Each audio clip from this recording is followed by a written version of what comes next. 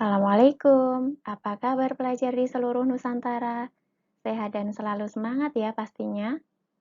Pada kesempatan kali ini kita akan belajar pengukuran, angka penting, dan penulisan notasi ilmiah. Saya Aisyah Umulabik. Pengukuran. Pengukuran adalah kegiatan mengukur suatu besaran dengan menggunakan alat ukur. Pengukuran dapat dilakukan secara langsung maupun tidak langsung. Contoh, kita mengukur suhu tubuh kita dengan menggunakan termometer. Lalu, bagaimana caranya kita dapat mengukur suhu matahari? Apakah kita bisa membawa termometer ke sana? Bisa, Bu, ketika sore hari, kan matahari sudah dingin. Oh tidak, matahari tetap panas ya. Jadi kita tidak bisa membawa termometer ke sana. Lalu apa yang kita lakukan untuk mengukur suhu matahari? Salah satu caranya adalah dengan menganalisis spektrum cahaya yang dipancarkan oleh matahari. Nah, kira-kira suhu matahari sebesar 5700 Kelvin. Kemudian untuk mengukur tekanan udara menggunakan apa? Barometer. Tuh. Kemudian misalnya kita mengukur buku, panjang buku menggunakan penggaris. Bisa juga kita mengukur panjang meja menggunakan meteran. Kemudian jika kita mau mengukur ketinggian pesawat, apakah kita melempar meteran sampai ke bumi seperti itu? Tentu tidak ya. Kita bisa menggunakan altimeter untuk mengukur ketinggian pesawat. Nah, yang akan kita bahas lebih lanjut adalah alat ukur panjang berupa jangka sorong dan mikrometer skrup. Tidak asing bagi kalian tentunya, jangka sorong seperti ini bentuknya.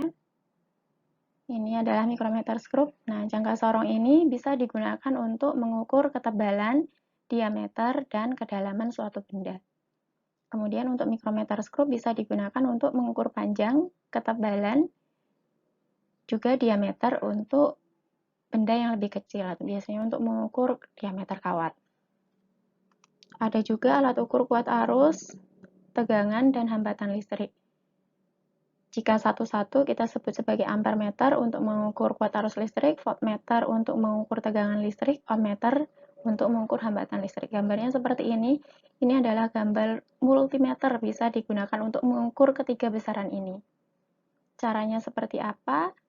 Untuk membahas ini sendiri butuh waktu yang cukup lama. Kalian bisa belajar dengan mencari di Google atau mencari di YouTube dengan kata kunci mengukur kuat arus, tegangan, dan hambatan listrik karena butuh waktu yang cukup lama untuk menjelaskan ini sendiri.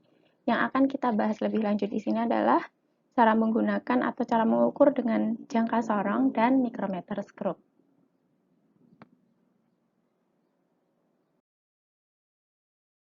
Bagaimanakah cara membaca jangka sorong? Sebelumnya, kita kenali dulu bagian-bagian dari jangka sorong ya. Ini nomor 1 adalah rahang luar atau rahang bawah. Ini digunakan untuk mengukur diameter luar. Misalnya kita mengukur mur atau baut, untuk diameter luarnya kita mau ukur, kita letakkan di sini. Untuk yang nomor 2, ini adalah rahang dalam atau rahang atas, digunakan untuk mengukur diameter dalam. Misalnya kita mau mengukur diameter mur atau cincin, bagian dalamnya, berarti kita letakkan di sini. Kemudian yang nomor 3 ini adalah tangkai ukur kedalaman. Misalnya kita mau mengukur kedalaman suatu benda. Tapi perlu diperhatikan ini ukurannya cuma sampai sekitar 17 cm ya. Nah, kita bisa gunakan jangka sorong juga. Yang kita gunakan adalah ini, ujungnya ini. Kita geser, nanti ini bertambah panjang. Kemudian yang nomor 4 ini adalah skala utama. Ini skala utama, seperti menggaris ya. 1 cm, 2, 3, 4, dan seterusnya. Kemudian skala terkecilnya untuk skala utama juga 1 mili, persis seperti penggaris yang kita miliki dan biasa kita gunakan. Nah, ini untuk satuan cm, yang di atas ini untuk satuan inci. Kemudian selanjutnya adalah nomor 6. Nomor 6 ini adalah skala nonius. Skala noniusnya yang ini. Di sini ketelitiannya tergantung jangka sorongnya. Di sini yang dipakai 0,05 mm. Tapi ada juga yang ketelitiannya lebih teliti lagi. Seperti biasa untuk yang di bagian atas ini untuk satuan inci. Begitu. Kemudian contohnya, yuk kita ke contoh. Oh ya, sebelumnya cara membacanya adalah skala utama ditambah skala nonius. Untuk skala utama yang seperti penggaris ini tadi, dibaca sebelum nolnya nonius. Jadi ini ada 0 nonius itu ya. Nah, sebelum 0 itu berapa angkanya itu adalah skala utama.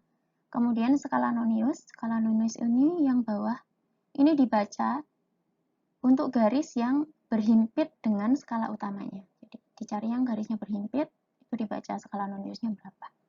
Oke, kita ke contoh. Nah, seperti ini. Ini contohnya. Yuk coba diukur berapa kira-kira? Kira-kira berapa itu? Skala utama. Skala utamanya kita baca sebelum nolnya nonius ini ya. Sebelum nolnya nonius ini ada di 1,3 ya. 1,3. Kita tuliskan skala utamanya adalah 1,3 cm ya. Kita ubah ke mili jadi berapa? 13 mm. Kemudian untuk skala nonius kita cari yang berhimpit. Yang berhimpit ada di angka 3. Jadi angka 3. Perhatikan juga untuk ketelitian jangka sorong yang kita gunakan di sini 0,05 mm. Jadi kita tuliskan skala noniusnya adalah ini di angka 3. Oke.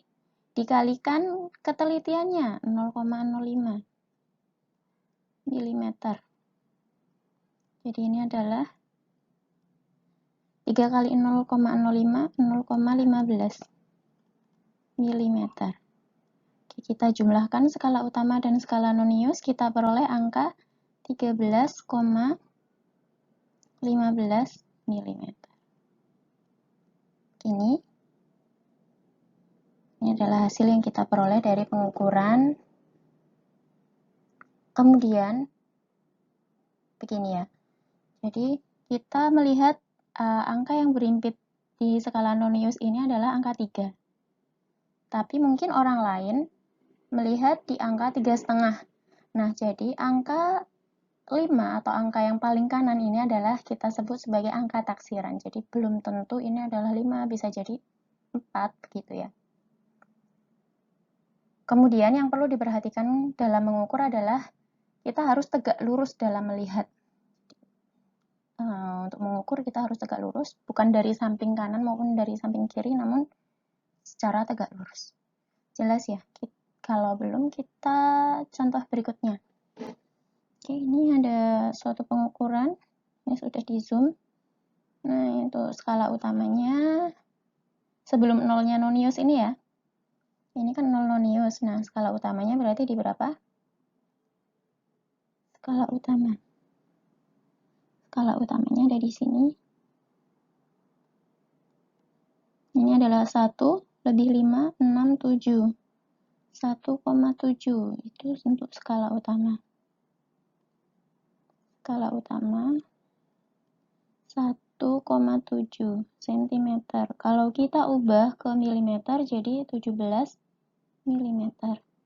Kemudian untuk skala nonius di mana?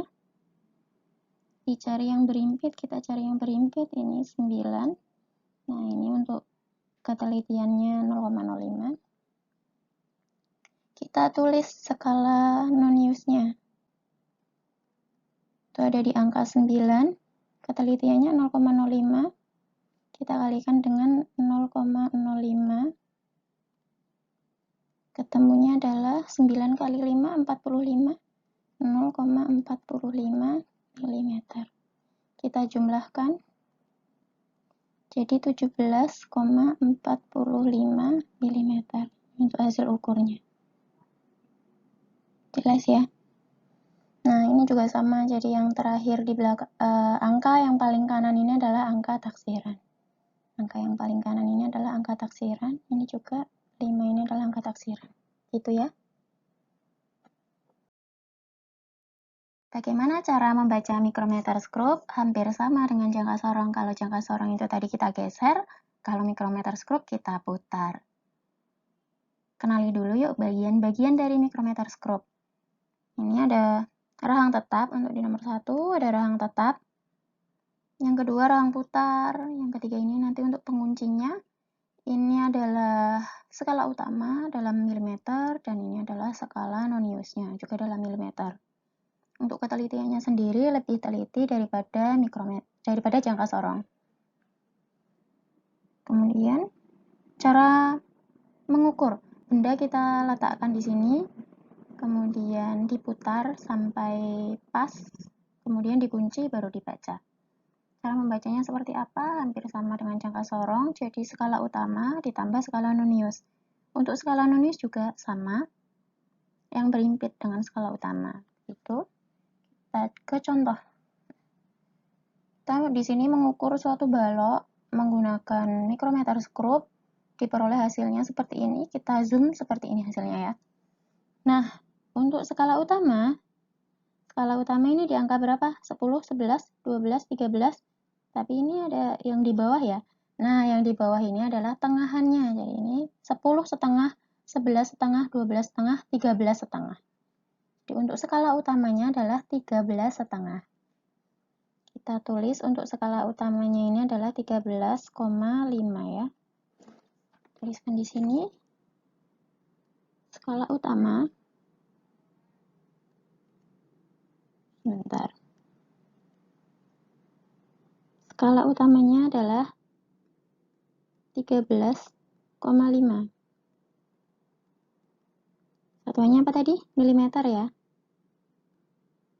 Nah, kemudian untuk skala non-use-nya, ini yang berhimpit di angka berapa? 5, 6, 7. 7 ya. Skala non-use-nya adalah 7. Nah, di sini tidak nampak kalau ketelitiannya alat ukur ini adalah 0,01 mm. Tapi maksudnya adalah 0,01. Jadi kita tuliskan untuk skala non-use-nya ini dikalikan 0,01 mm. Hasilnya adalah 0,07 mm. Kita jumlahkan untuk skala utama dan skala non-use. Kita peroleh hasilnya 13,5 ditambah 0,07. Jadi hasilnya 13,57. Satuannya milimeter. Itu apakah bisa dipahami? Ini untuk hasilnya. Satu contoh lagi ya. Oke, setelah di zoom hasilnya seperti ini. Ini skala utamanya di angka berapa? 11 ya.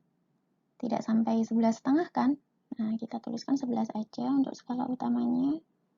Ganti warna coba. Skala utamanya adalah 11. Satuannya milimeter. Kemudian skala non-use-nya di angka 40, 41, 42. Skala non-use-nya di angka 42. Dikalikan ketelitiannya adalah 0,01. Hasilnya 0,42. Nah, kita jumlahkan. Ini milimeter ya maksudnya. Tidak cukup. Kita jumlahkan jadi 11,42 mm. Ini adalah hasil pengukurannya. Oke. Kemudian sama seperti tadi. Apakah ini pas di 42 ataukah lebih sedikit? Nah, angka yang paling kanan ini adalah angka taksiran. Ini angka yang paling kanan, angka 7 ini adalah angka taksiran. Begitu ya untuk pengukuran.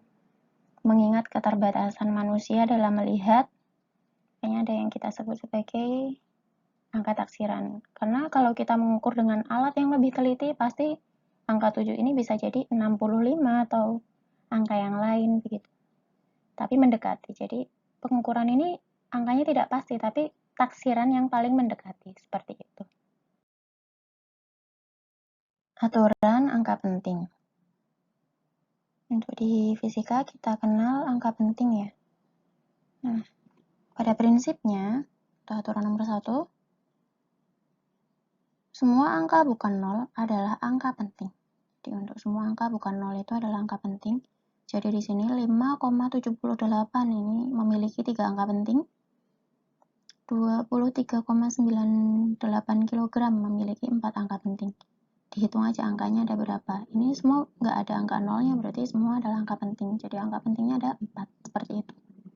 Kemudian untuk yang aturan kedua, semua angka nol yang terletak di antara angka bukan nol adalah angka penting. 1508 km. Ini ada nolnya di sini. Nol di sini adalah angka penting karena dia terletak di antara angka penting. Jadi angka pentingnya di sini ada 4. 7,06, nol di sini juga terletak atau diapit dari angka penting sehingga nolnya di sini termasuk angka penting. 7,06 adalah ada 3 angka penting. Kemudian aturan berikutnya, angka 0 di sebelah kanan angka bukan 0 termasuk angka penting, kecuali jika terdapat tanda khusus, misalnya garis bawah di angka terakhir yang masih di angka penting. Contoh, 90 meter memiliki 2 angka penting, jadi nolnya ini juga angka penting. Kemudian 78,0 gram memiliki 3 angka penting. Koma 0 di sini biasanya adalah menunjukkan ketelitian suatu alat ukur. Jadi ini adalah angka penting, begitu. Nah, ini 236.800. Di sini ada garis bawah. Di sini menunjukkan angka pentingnya sampai di angka 8. Jadi hanya ada 4 angka penting. Aturan yang berikutnya, semua angka 0 yang menunjukkan perpangkatan 10 atau menentukan letak desimal bukanlah angka penting. Contoh 0,0056 Newton memiliki 2 angka penting. Jadi nolnya di sini bukan angka penting karena ini bisa dibuat dalam bentuk notasi ilmiah. Nanti akan kita bahas lebih lanjut.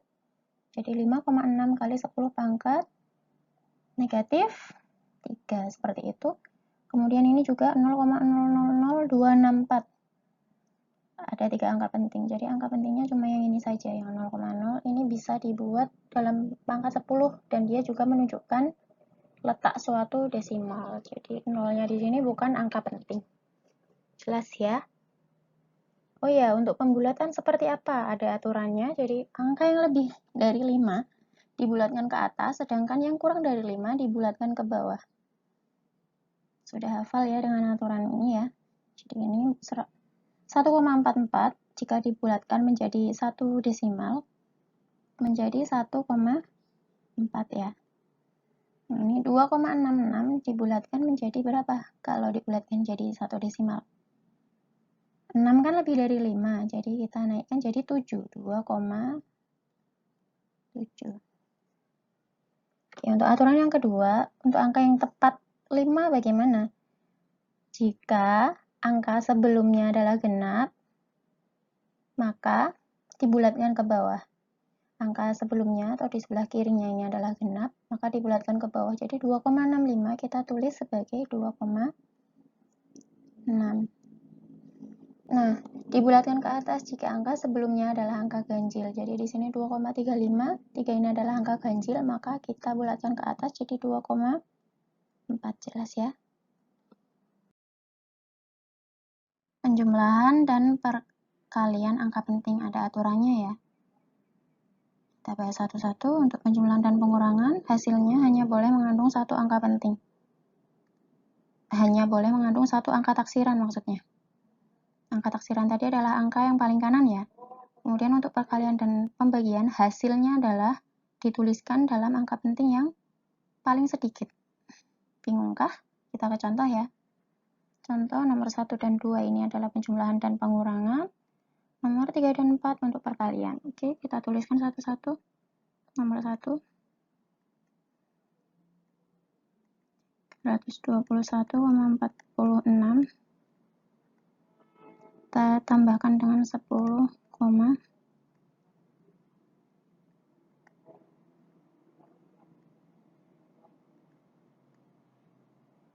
21.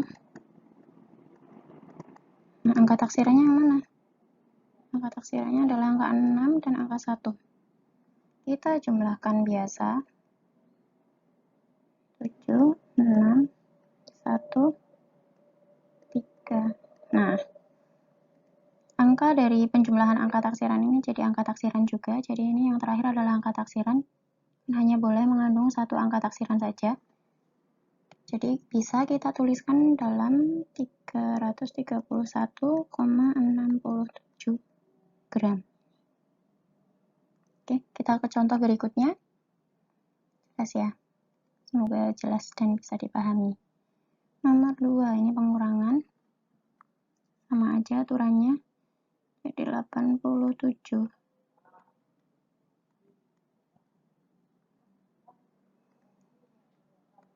Ini adalah angka 7. 87,89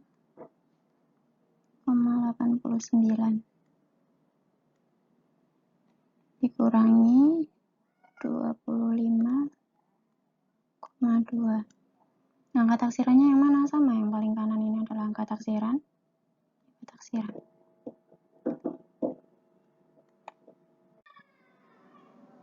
Kita lanjutkan.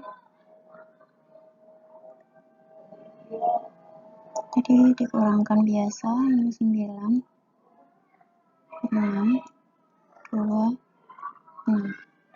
Nah, angka 6 dan 9 karena dia penjumlahan dari angka taksiran ini, jadi angka taksirannya ada 2 ya. Kita bulatkan 6 ini karena 9 lebih besar dari 5, maka dibulatkan ke atas. Kita dapat tuliskan sebagai 62,7.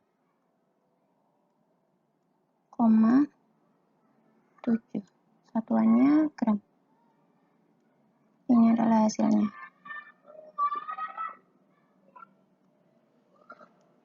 Itu untuk perkalian dan pembagian seperti apa? Nomor 3 dan 4. Yuk. Nomor 3 dan 4.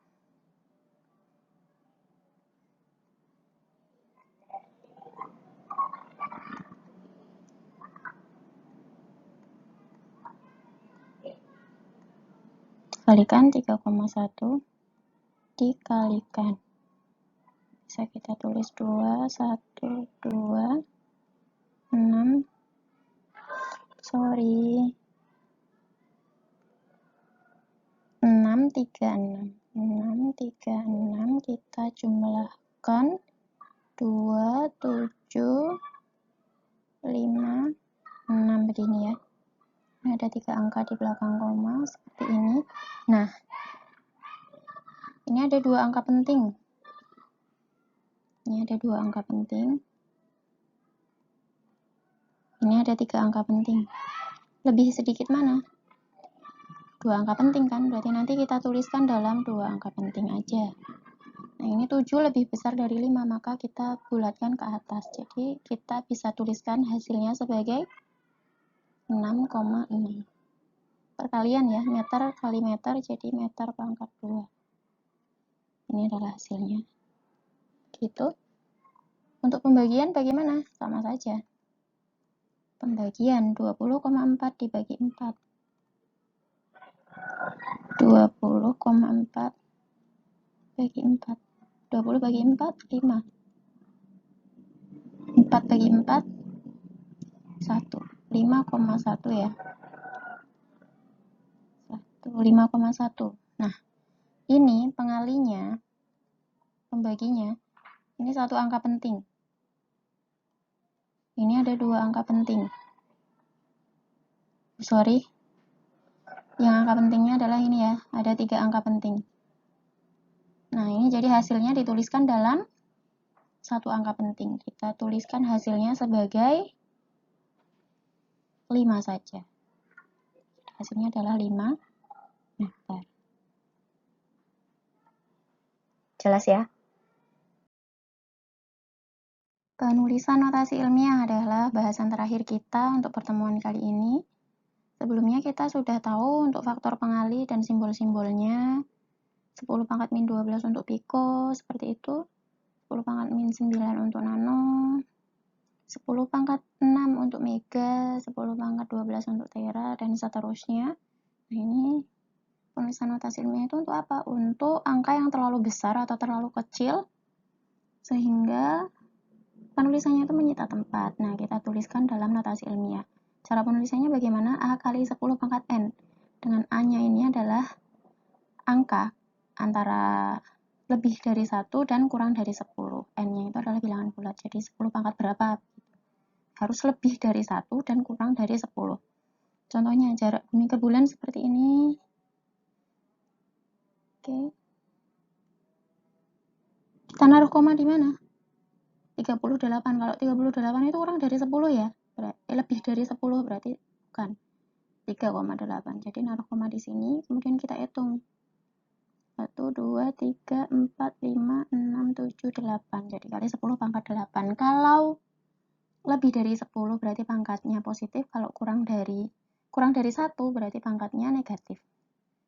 Kita ke contoh.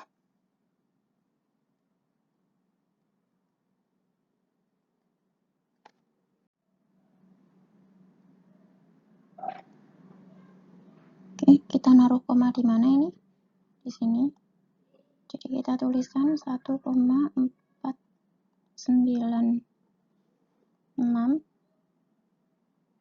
kali 10 pangkat berapa? Gesernya 1, 2, 3, 4, 5, 6, 7, 8. Pangkatnya positif karena lebih dari 1 kilometer.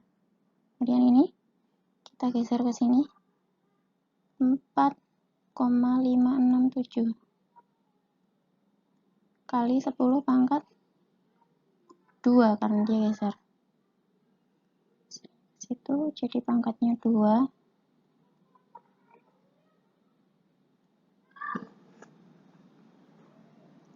Kemudian ini 3,1 ya, 3,1 kali 10 pangkat gesernya berapa? Karena kurang dari 1, maka nanti pangkatnya adalah negatif. 1, 2, 3, 4, 5, 6, 7, 8, 9, 10. Negatif 10. Kemudian ini kebalikannya. Kalau kali 10 pangkat 4, berarti nolnya ada 4. Gampangannya seperti itu. Jadi kita tuliskan angka 5, angka nolnya ada 4. Seperti ini. Kemudian 10 pangkat negatif 3, artinya 2 dibagi 1000. Nolnya 3 kan? Nah, tapi di bawah. Kita tuliskan sebagai 0, seperti itu. Bisa dipahami ya? Sekian penjelasan dari saya untuk pertemuan kali ini. Sampai jumpa di pertemuan berikutnya ya. Semangat belajar!